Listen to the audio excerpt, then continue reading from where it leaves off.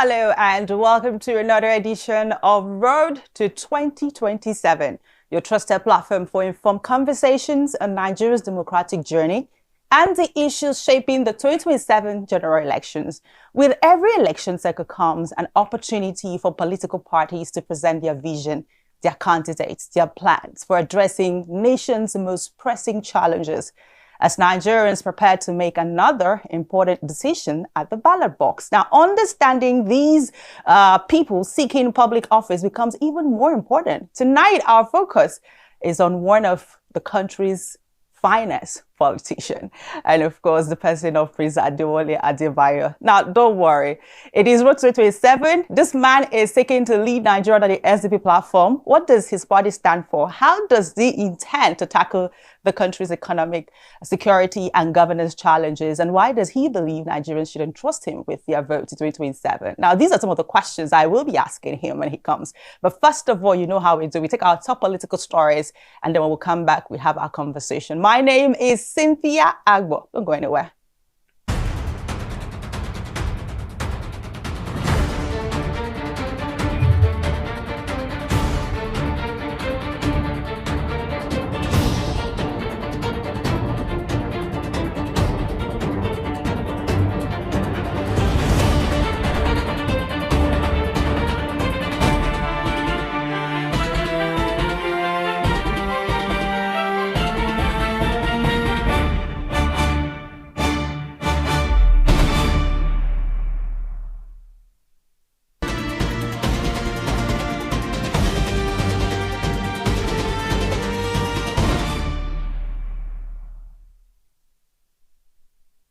Back. Now, let's sit back and relax and take our top political stories. We'll start with what's happening in Oyo State. The state governor, Seyi Makinde, has called on the United Nations and international human rights organizations to investigate the recent abduction of pupils and their release. And, that's sort of the Orire local government area, saying Nigerians deserve a full and transparent account of what happened.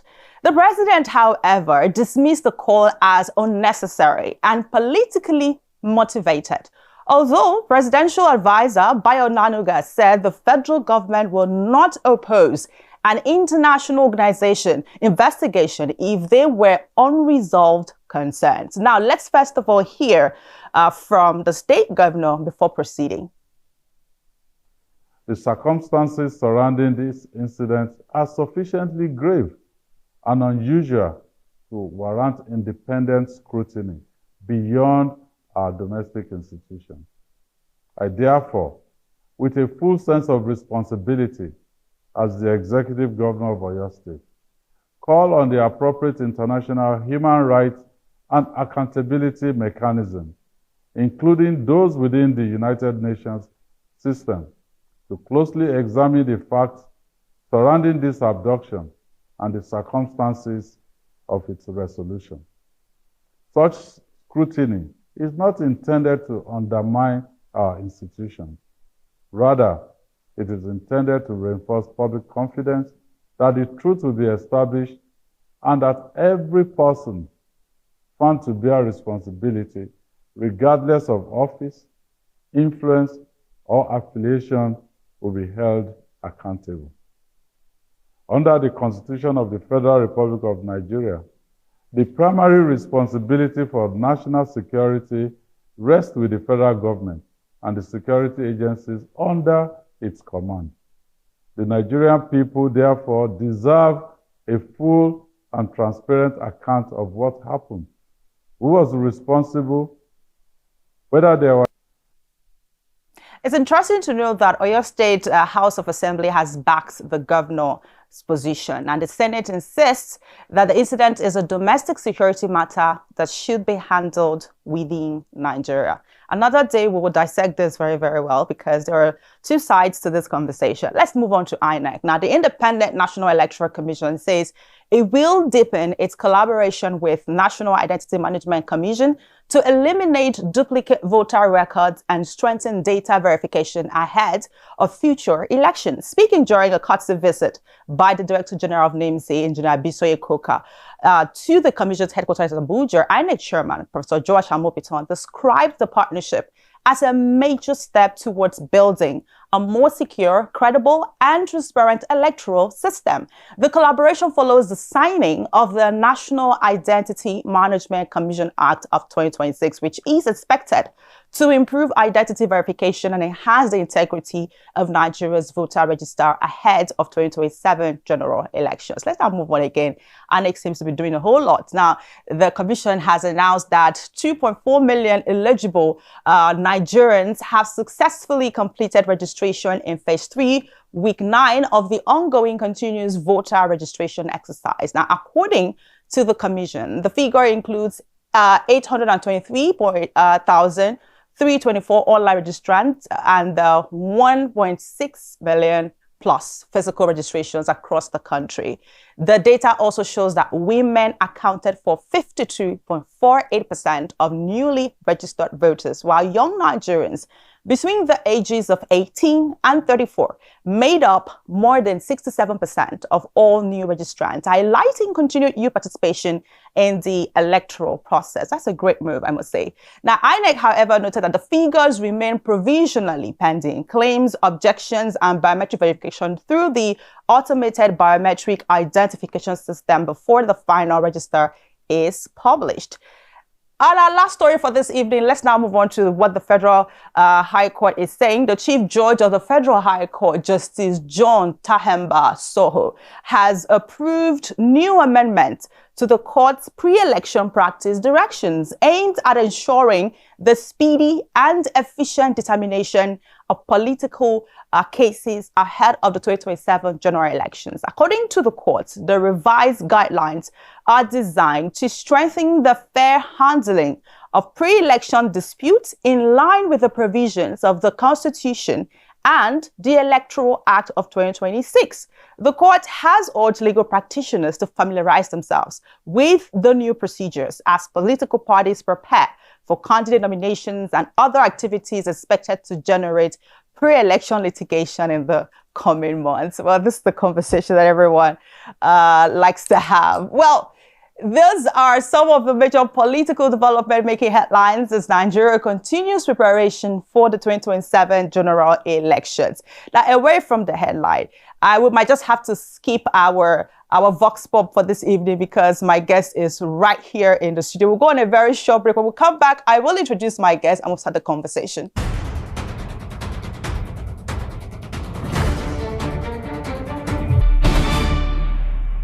All right, welcome back. If you're just joining us, is Road to 2027. As political activities gather momentum ahead of Nigeria's 2027 general elections, attention is gradually, shifting to the parties and candidates seeking to lead the country. One of those parties is the Social Democratic Party, SDP, one of the political parties registered by the Independent National Electoral Commission, INEC, and one of the platforms fielding a presidential candidate for the 2027 election. Now, in 2023 presidential election, the SDP's candidate, Prince Adewale, also competed, representing the party. Now, the total valid votes cast nationwide, all of that was broken down. While the party did not emerge among the leading contenders in the presidential race, it secured representation at the National Assembly, winning some seats, and also House of Representatives. Now, the party has since retained our guest, who is right here with me, Prince Adewale Adebayo, as his presidential candidate for 2027 general elections, and says it's focused on expanding its national reach as political campaigns, is gathering momentum. I won't say that it is interesting to sit down with you, and it's so great to have you here on Road to 2027. Thank you, Cynthia. Good to see you. May God bless Nigeria. Amen. Amen. All right. So I would like us to start with the first story I took on the governor, Seyi Makinde. I would just want to get your perspective because when he released the video about an international inquiry and investigation, a lot of Nigerians seem to give him the applaud. Where do you stand on that? Well, I stand on the side of the people of Oyo State. They deserve a state where they can be safe and their children can go to school without being kidnapped, becoming hostages to kidnappers, bandits, terrorists or becoming hostages to politicians and politicking. So it's a failure of governance at all levels, principally the federal government, the state government, and even the local government. So, and I think that failure of governance is somehow being corrected by at least getting majority of the captives back home. So what is left is for the federal government to learn something, the state government to learn something, the Orire local government and local people there to learn something, and the governor needs to learn to govern. And it's your state. The kidnapping of the students and the teachers is a violation of your state government law. There's a law against kidnapping. There's a law against murder. There's a law against torture and all of that in Oyo State laws of Oyo State. And if they were caught, the perpetrators will be tried under Oyo State law and by High Court of Oyo State. And they will go to prison in Yagaku or somewhere in Oyo State. So the governor, nothing stops from the governor or the Attorney General of the state from initiating their investigation. So I don't think that everybody knows that the governor of Oyo State is my good friend. But when it comes to governance, I'm not sentimental. I don't say it as the best example of responsibility to be calling on an international body to come and do for you something you can do for yourself. So you can set up your own inquiry, put credible Nigerians in the panel, and then you can submit a report to your state government. You can receive that report and do a white paper on that report. And if you don't need help from elsewhere to implement it, then you can seek. But how can you fail to investigate what's going on inside your own state? And you're calling on United Nations when you are not under a UN mandate. When the people voted for you, they didn't vote for United Nations. It is you they voted for. It is you who appointed the Attorney General of the state. You are the one with the power to appoint judges in the state. So to me, it looks like a grandstanding where you should be seriously doing your own work. Even if it is federal government operatives who are suspected in the activity, it's still within the power of the state to set up an inquiry. When J.F. Kennedy was killed in Dallas in 1963, the FBI was slow in starting an investigation. It was the Dallas County District Attorney that did the most extensive investigation of the killing of Kennedy. All this issue of whether there was one shooter, two shooter, the grassy knoll, where was the gun coming from, what happened in the book depository house, all came from the inquiry by a local government because it happened in Dallas. So a lesson should be learned from that. So does this paint a broader picture? Because several times Nigerians have heard him say things like being victimized ever since he mentioned his intention to want to run. And let me now bring you back to something that happened last week where a video was circulating, an interview of the NDP candidate where he said that he is being targeted as an opposition. So do you think there is a similarity? Because he has always said ever since he indicated interest to run for president, that talk about Sheyi Makinde, it's like one battle to the other. Do you see it the same way as he's been painted? I don't live in his head. I don't sleep on his bed. I don't occupy his office. And I'm not a social commentator. I'm a presidential candidate. So, but he is in government. So I think he should focus on the people whom he was twice elected to govern. Because when you are in government and you are in position of authority and your complaints, comments, observations surround issues that concern you, no, you are not, the time you spend talking about yourself, your personal misery and problem, it's time you should have spent dealing with the issue of your state. So that it is better for those who are in authority to know that you should not be self-focused. All of us cannot be Trump that tweets about himself most of the time. You should just focus more on discharging your duty and And now that there are attempts to pass laws that will allow you to set up state police and all of that, it gives governors opportunity to be serious-minded about their safety. I lived in New York for many years, and I live in Los Angeles as well. Those two police departments, NYPD, New York Police Department, and LAPD, Los Angeles Police Department, they compete with the FBI in terms of forensic ability, SWATing ability, investigative ability, planning, and all of that. So I think when you are an authority, you should focus on that. So I know there's a tendency for people who occupy public office to take advantage of the fact that if you are occupying a public office, anything you say, the media will take it seriously. But that opportunity is meant for you to emphasize what's happening in your governance. All right. And what's happening to the people you are governing, not to focus on yourself. Everybody has one problem or the other. You deal with it personally.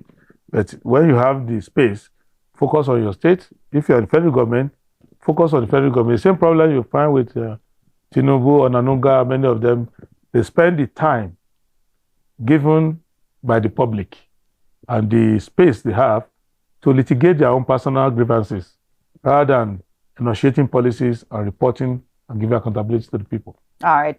Let's now move away from there and talk about why we're actually here. Now, I had a question on state police later on, but now that you've mentioned this, let's even start from there. Now, state police is a good move according to some persons, but at the same time, it's also debatable by a lot of people saying that they do not subscribe. The lines are not clearly spelt out when it comes to state police. Even today, I was looking at the Senate conversation on the floor of the House, where some senators are still saying that they really do not subscribe to state policing as well. What is your thought when it comes to state police? Do you think that Nigeria is well equipped enough to handle state police? I mean, the state level, let's go to the state levels now. Do you think that they are well equipped enough and they will be able to respect the lines when it comes to state policing? Every government that cannot run, let me put it this way, in a positive way. Any government should be able to run the police because policing is integral to governance. So if you have government added to your name, whether it's called local government, state government, federal government, even if it's called street government, once you have government in your name, it implicates policing. Because you are not a government unless you can police. Yeah. Because every level of government that has power to make laws should have the power to enforce that law without relying on another government. So, Oyo State House of Assembly, Delta State House of Assembly can pass a law imposing death sentences, can pass a law imposing life imprisonment, can pass a law imposing fines. So how would they enforce those laws? Would they continue to rely on the federal government to enforce their own law? Even now, they have power to set up their own prisons. So how can you have power to make laws? You have power to set up courts to adjudicate the laws. You have power to set up prisons. But you don't have the power to arrest people. It's not done properly. So I think we should not make state police, local government policing, we should not make it something that is novel or esoteric. What's important is that generally there's a need for better policing in Nigeria. If you use the metrics, the measurement that people are using to measure state police, if you use to measure the federal police, then the federal government is not qualified to have police at all. Because what people say is that the state may not be able to fund the police correctly. Even the federal government is not funding police correctly. People say that the police may be misused by a governor. The president is already misusing the police already anyway. So what excuse will you give? You can say the police might misbehave. The police will have not misbehaving. So what matters is for us to use the law, especially Chapter 4 of the Constitution on Fundamental Rights, Chapter 2 of the Constitution on Social and Economic Rights, and the Police Act, and the amended Police Act to use all, including even international treaties like African Human and People's Rights, United Nations Declaration of Human Rights. Any instrument can be used to caution the police. So people are not as helpless. If a state governor is trying to influence the police wrongly, people have a right to go to court to challenge that misuse. So I think we should not beat about the bush, because of the fact that we have decided to have a federated system of government, and we have split our legislative powers among states and federal government, with some residual one given to local government. For example, if a local government has a market and it passes an ordinance or something that says, or bylaw that says, do not litter the market, it should have police that can be limited to environmental sanitation, and say you litter the market, you get arrested for littering the market. So if the local government has power to make laws on hacking permits and things like that, they should have many of the people you see on the streets for AMAC, stopping your car, stopping you, that's police work they are doing already. So you may as well formalize it, where people now don't take the unemployed youth, you actually train them properly, and you put them, and it may turn out from what I'm saying that in the next 20 years, the best police services we'll have in Nigeria will be state-owned ones, not the federal one. Okay. I know that you're probably aware of this, but some days ago we saw a story about, the Senate approving about 400-something billion for police trust fund budgets, to strengthen national security and operational capacity. You've talked about the very many advantages of, the state police, but let us talk about the demerits. Let's talk about the demerits here.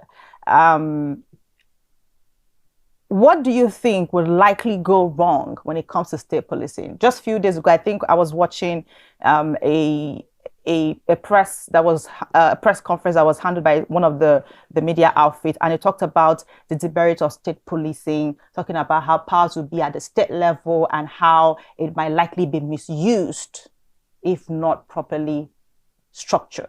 There is no sense in all of that, because you can have a country where the police is not misused.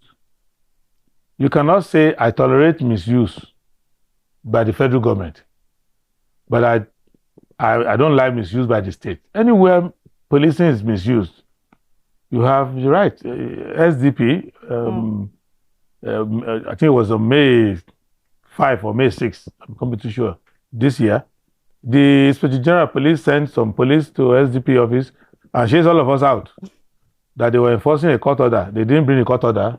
There's no such thing. It's the federal police, because they just think that we are giving government a tough time, and they came to do that. Eventually, we went to court. By the time Supreme Court gave judgment, they put us back in our office and left. So it's like that all over the world. The police will always have one misbehavior or the other. That's why the powers given to the police, the powers are not absolute. And you cannot say that the state governors will misuse the police. There are other things bigger than police that they are running. They have courts, for example, and they are the one appointing their own judges. So why don't you say they will misuse the courts? So I think generally what is wrong with policing is what is wrong with our governance.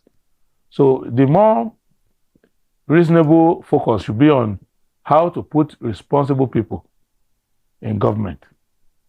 And if you have state police and you want to elect your governor, the sanity of that governor, the propensity of that governor to either misuse or not misuse the police is one of the things you will consider before you vote the person in.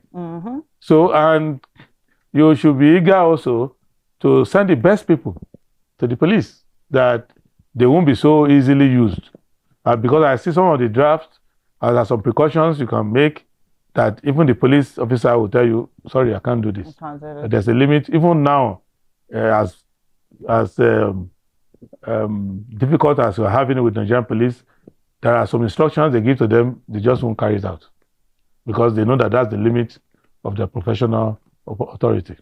All right, let's now come back to you. I'm very particular about this one because as a man who is looking at the #1 position in the country, you have been very vocal when it comes to issues of the nation. You've been very vocal when it comes to governance. You've been very vocal on a number of things.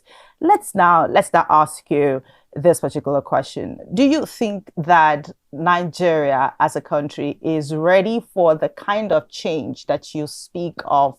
Yes, we want certain things we want, but do you think that Nigeria as a country, its people are positioned well enough for the kind of leadership style that you preach? My leadership style is based on the necessity of what the country needs. So when you run out of ropes, you have to do something. God has given Nigeria a long rope, and we've stretched that road to the limit. So it is not about whether you are ready or not. It is that the system is preparing you for it, because you run out of space in terms of security. So whether you want change or you don't want change, but you know now that you don't want to leave work and you are going home and you enter one chance and die. And the government doesn't care about that. You don't want to have a cousin or spouse of yours teaching in a rural school or urban school somewhere and they get kidnapped and get beheaded. You don't want to travel around the country or go home to see your family and you don't return. So you want to be a farmer, you can't go and inspect your farm, you get killed on the farm. So we're not like other countries that have choices. To say everything's okay, but we are choosing between two candidates. Who do I like more than the other? You are choosing between life and death right now. You are choosing between poverty and prosperity. So you have no choice. It's like someone is showing you paradise, another one is showing you hellfire. What choice do you have? So we need to make these changes. I am poised to make them. I've taken my time to study them. But even if I wasn't born at all, let's say my parents never met, they didn't get married, this problem still needs to be solved by somebody. So it means that it is our destiny to say to God that the blessings which you have endowed Nigeria with, this generation is the one that want to enjoy it. So God is patient. If we want to be foolish for the next 200 years, God will be watching us. It is a choice. The Israelites were in Egypt, we are told, for 400 years until Moses came. And if when they were wasting the time of Moses, they spent 40 years again in the wilderness. God is not going anywhere. So your problem will not go anywhere. So in 1900 in Nigeria, there were poor people. In the year 2000, 100 years later, there were poor people. If you continue the way you are going, by the year 3000, there will be poor people. Are you promising us riches? Yes, because the riches are in the land. What you need to do is to cultivate your country. Okay. And to govern it the way, you see, you have to turn, it takes commitment to turn bushes into gardens, to turn swamp into cities, to turn illiterates into professors. This is governance. So you don't live in the state of nature where life is short, brutish, and nasty. You create a society where you take care of people from infancy till they die. And you create a good experience for them. That's why our people are queuing up in front of embassies. They want to go to countries that have done what we failed to do, whereas we have all the equipment to do it. There is no better located, better suited, better endowed country like Nigeria. There's no better talented, healthier, livelier, energetic population than ours. But we lost the public entrepreneurship, the ability to come together and make sense and do things on behalf of the majority. So we need to form a government for ourselves. So this is the time to do it. So it's not about, it's not a popularity contest. It's not Big Brother. I like this housemate. I don't like this housemate. No. But You are saying that when I'm a young man, I want to get married next year. I want my children to go to school and not get kidnapped. Those are the choices you are making. If you have parents working, you say when they retire, I don't want their pension to be stolen. I don't want them to die of diabetes and little diseases because their pension is not coming. I want to graduate from university or polytechnic or college of education or vocational school and 5 jobs are waiting for me.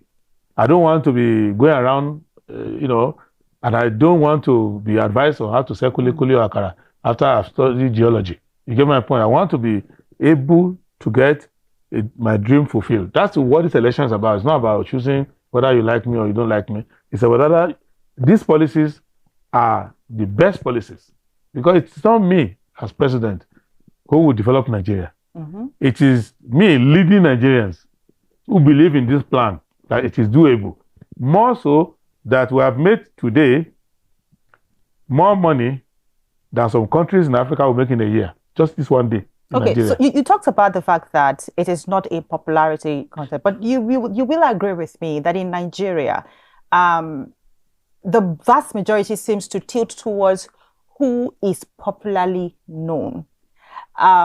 Yes, great ideas, great initiative, good prospects for the people and the country. But a vast majority of Nigerians seem to tilt towards, oh, this is the face they are always seeing. This is the person they are always seeing. This person also have good plans. How do you want to balance both of them? You are taking a circularity. It's a fallacy of thinking. First, what is popular is what you are running on. A candidate is not to be divorced from his own plans. In a democracy that works, you like a candidate based on what they will do or what they have done. That's how you contest elections. That is why there's enlightenment and all of that. Secondly, once people like your programs, you'll be automatically popular. So it's not. It is impossible to say you can be famous without being popular. People can know you, and either because you are involved in one thing or the other, they like you, they know you. But it doesn't mean that they are going to. If you take a popular musician who is well known or a comedian, people may not vote for him to be president or governor or anything or legislator. The electorate from our voting record, what we have seen is that majority of Nigerians don't know any candidate that don't care. So it is not correct. The majority of Nigerians follow a particular candidate or the other. Is that majority of Nigerians don't care. And that's what our elections show time after time. You can take any election outcome, whether it's the one in Abuja area council recently, less than 7% voted. Yeah. The presidential election in which I ran, 89 million voters collected their cards. 22 or 23 million voted. Majority did not come. So the critical mass of our people will be reached this time around. So it's not about a noisy minority. Even when the ruling party, who are there now, they score 8 million something. That's less than 8% of the electorate. There's no country, very few countries in the world, will you have ability to form government without getting majority of the votes. So what we are trying to work on now is to let our policies and programs percolate to the grassroots where the people are. Because for the most part, for what data is telling us, statistics is telling us, all this noise we're making on TV, newspaper, is going around 7% of the population.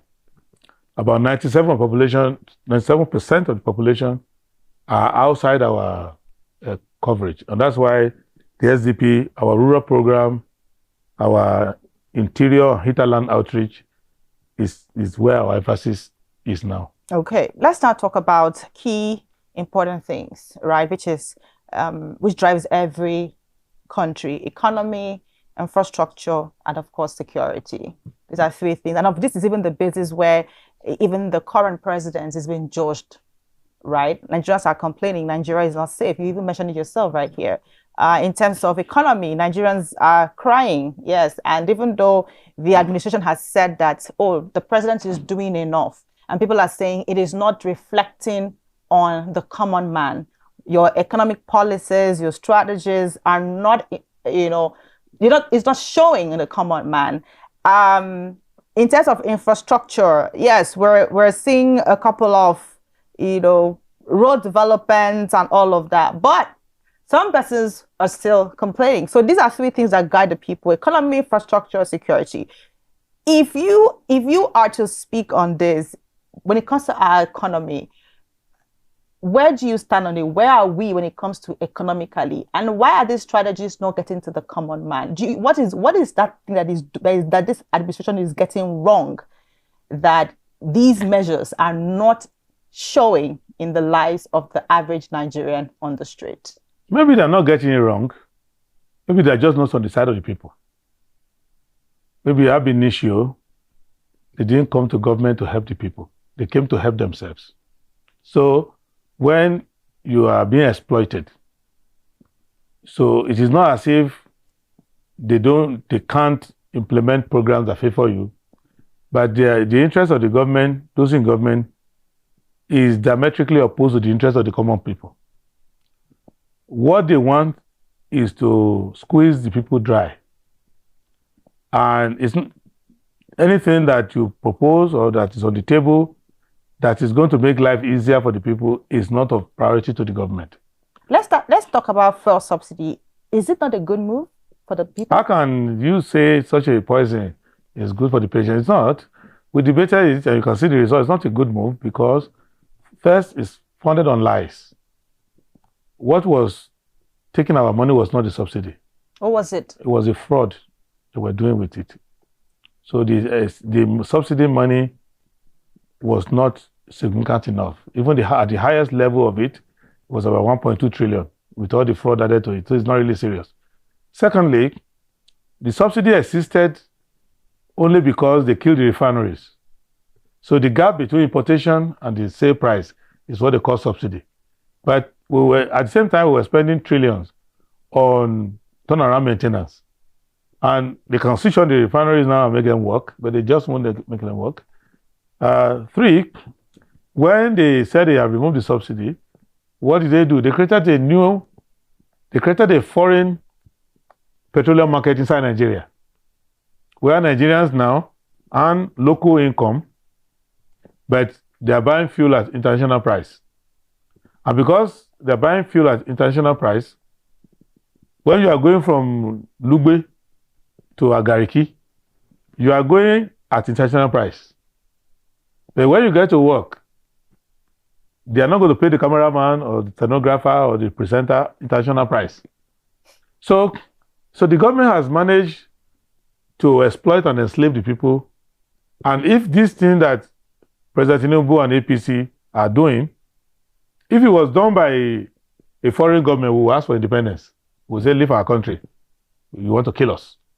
If it was done by the military, we will say, get out here, we need civilian government. And now that it is being done by civilian government, the only answer we can give them is to vote them out because they don't have the interest of the people at heart, because none of the problems that they said they were going to solve got solved. And I'll give you a not so obviously related matter, and I'll give it to you to show you the mentality. I've said it that President Tinubu doesn't respect your citizenship. He doesn't say, oh, this is Cynthia Agbo, a Nigerian citizen. No. He thinks is Cynthia Agbo a customer. How can I make profit out of her? So, for example, when President Tinubu was campaigning, he said he will pay the school fees and then the examination fees for students. Now, not only did he fail to pay it, because he doesn't keep his word, just lying to the people normally, he wanted to even escalate the price and increase the price again. So that shows to you that if you calculate all the kids who are going to school in Nigeria, the amount of money to pay their WAEC fee is so small that the government can afford it. But they refuse to pay. Now, they are also adding to it. They're not giving exercise books. They're not even securing the places where they're going to do. They are just got contractors and created exam center and start exploiting the people. More so, when the students pass the exam, there's no higher school for them because they're not creating spaces in the higher institutions for them. So, Onabanjo University was given by the Nursing and Midwifery Council 50 space for nursing science. They collected money from 5,000 students to apply for 50 slots. So it's a Ponzi scheme. If you do that in real estate business, they will take it to EFCC. Yeah. So it's a fraudulent government that doesn't care about the people, that just exploiting the people. So is it not obvious that you have only 50 slots and 5,000 apply to that school alone? Not to talk about others who apply to other school and they are paying. And if you pass WAEC and you pass JAM, but there's no slot for you, they will not use that result to help you next year. They will collect money from you again. So this is not how you treat a citizen. This is highly irresponsible. How about the student loan? The student loan is a crime on its own because that one is just fraud. Fraud by the federal government. Let me explain to you. Under the Constitution, you must prioritize education and make it affordable and qualitative. It's in Chapter 2 of the Constitution, fundamental objectives and directive principle. And when President Tinubu went to Eagle Square on that windy day, blowing left and right, he said, I will implement Chapter 2 of the Constitution. But what has he done? He refused to fund the universities. Even the monies created by the universities, they hijacked the money, the Education Trust Fund. Because when I was in the university in those days, we used to have long strikes. And Abacha was head of state. And ASU had a meeting with Abacha. And Abacha said, I don't have money. All these things you are demanding to improve the university, they are good, but I can't afford it. Then ASU told the government, don't worry, we will find the money for you. And Abacha said, yeah, we'll find the money. So ASU sat, Asusu, Asobi, and many of the leaders of ASU, and created the Education Trust Fund. It was meant that the government would pass into law, a decree, and then ASU, the university would not be running it. They would never come to government forever to ask for money. So when the money started accumulating, the government dissolved the board. But there were challenges as to why that was dissolved. Which challenges? Can you tell me? You are a journalist. There's no challenge. The challenge there is that the government people realize that a lot of money is going there and they cannot steal it because you cannot go and now become a professor in the university. So they thought the best to do is let's take over. They took it over, and since then, every failed politician is sent there to go and head it. So it's now part of the election campaign thing. So if you go to universities now, the ugliest buildings will be Education Trust Fund something. And they don't even tell university, what do you need? So university that needs a library, they'll go and give them a bookshop or you get something else. So what I'm bringing out of this is that Nigerians like to pretend like they don't know what is going on in their country. Why they are pretending, I don't know. But I suspect that if you say I know, then people will ask you, why are you not doing something about it? So the easiest thing to do is to pretend as they don't know. So if you can go to a TV studio, a journalist who cannot pay their rent will tell you, who told you that house price is going up? But this person has just been giving quick notice, is living somewhere in some part of Abuja. There's no electricity. We'll tell you, but electricity to prove it. But this person is using a better part of my neighbor generator. So we're just fooling ourselves. The only way you can solve the problem of Nigeria is to agree on facts. And the facts are as follows. That one, the economy is not working for the common people. Okay. The currency is not stable. Inflation is too high. The wages of honest workers cannot take care of their family. You cannot say, I'm a driver, I'm a lawyer, I'm a photographer, I'm a cameraman, I'm a reporter, and I have a wife and 3 children. I'm living on my salary alone. You can do that search inside your company, and you can, NUJ can call your colleague and say, who among you is an editor of a newspaper, and your salary is enough to take care of a family? Nobody will raise up their hand. So why do I need to come into your studio to tell you that the economy is about to kill you? So when it's killing you already, so what we need to do is to say the economy is not good, and the government of the day is not running it well. Even their own staff are not happy. Now they said they want to increase salary of soldiers to 100,000. Yeah, it was increased to 100,000. 100,000 with a bullet in your forehead. All right. So you collect 100,000, you dodge bullets, and then 100,000. You see, your rent is going to pay. The soldier should not have a wife, and if he has a wife, should be sterile. Should not have children. So you can see that the person who you depend on to help you not to be killed by terrorists it's not even properly taken care of. Yeah, exactly. So, and then you want to join the government, and have to go and look for employment. The people there want you to bribe them if after you have passed the interview. So if Nigerians don't want to solve their problem, I want to solve it. And that we need to be serious-minded. In this election, if you just joke around, and you waste another 4 years, you have to calculate how many 4 years in the life of a human being. So, and since 1999, one government after the other, several elections have come and gone. Nigeria are getting poorer. How do you, with the enormous wealth available in the country, become the poverty capital of the world? That India is leaving you behind, China has gone, nobody in Southeast Asia is, maybe Bangladesh, maybe Somalia in Africa, countries that are, even Afghanistan, has a better living standard than Nigeria. So how can you explain that? So it's something we need to be serious about, and let our conversation reflect that. Let the solution we find reflect that, and let our engagement, interrogation with those who say they want to solve our problem. Let's go into the granules, the details, and say, how are you going to fund this? Where is the money coming from? What do you think is wrong? Let us not go into, is it true or is not true? It is true that people's lives are not safe.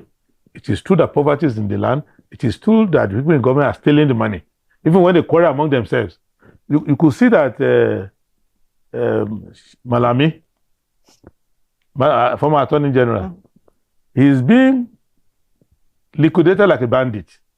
The chief law officer of Nigeria is being liquidated and frozen and forfeited by a court of law like a bandit, like you catch a bandit. So you could see, how did he accumulate all of that money? So it's not in finance. It's in the paperwork area. Yeah. So by the time they go on with those who are in charge of finance, when the last government, let me tell you why you are poor, and the next generation of Nigeria may be poor if they are not careful. Buhari alone, bond, without spending on any Nigerian, he bond 33.7 trillion. Okay. And on the last day of the last assembly, they gathered together and passed a law adopting it. Even though they were grumbling that we didn't see it, it never passed through us, but to prevent Buhari from going straight to jail, they now went and passed a last-minute law adopting it. And since Tinubu came, Tinubu has been running like a pickpocket who goes to the central bank and take money unauthorized. Because under the law of Nigeria, Section 162, all our monies is supposed to be kept in the federation account. Yeah. Then the government will now go to the assembly representing the people and bring them a shopping list of what they want to do. Yes. They will now put that in the budget. Then when they release the money, you spend it exactly as it is in the budget. They have passed 3 budgets. They met one on the ground. They did not implement any of them. And the money is gone. So the thing is, if we're talking about the budget, unfortunately, we don't have much time because the budget conversation is a whole lot. Just yesterday, I was reading about how we have budget for World Cup when Nigeria did not even qualify for World Cup, and it's right there on the 2026 budget. And that's just, our question is about what is going to happen to that conversation about budget should not take you more than 2 minutes. Okay. It means that they are stealing your money. Full stop. You don't need to waste your time. They are stealing your money. Full stop. Because one, the budget that they write, they add all rubbish inside it that is not emanating from anybody. Agencies that don't exist in government, the government says this agency doesn't exist, has billions inside that budget. The lawmakers themselves have billions inside the budget. Now, at the end of the day, they pass the budget, they go and collect money from central bank without even following that budget. Then ministers who are responsible for departments and ministries of government will say, even the money that is missing, I have not collected even 2% of the budget allocated to me. And next year, they pass another budget. And in any case, the original budget does not cover a lot of the minerals that they are stealing. Many of the so-called banditry you see, people killing people, it is people in government collaborating with killers to chase people away from territory where there are minerals so that the mining cadastre will not come there and see them mining. They are stealing your crude, they are stealing everything. So please, there's no complication of our budget. The thieves in government are looting you dry. Full stop. Okay, if our time is fast spent, but as we close, let me just ask you, you did mention it passively when you were talking about that issue involving Gbajabiamila, Prince Adeyemi, and the alleged fake agency, you know, in Nigeria. Now, how do you think that issue should be handled? Because it seems as though everyone seems to be denying that they're not aware. But there was a grand event about that agency. They had events sometime in 2025. Budget was there, right there in the budget.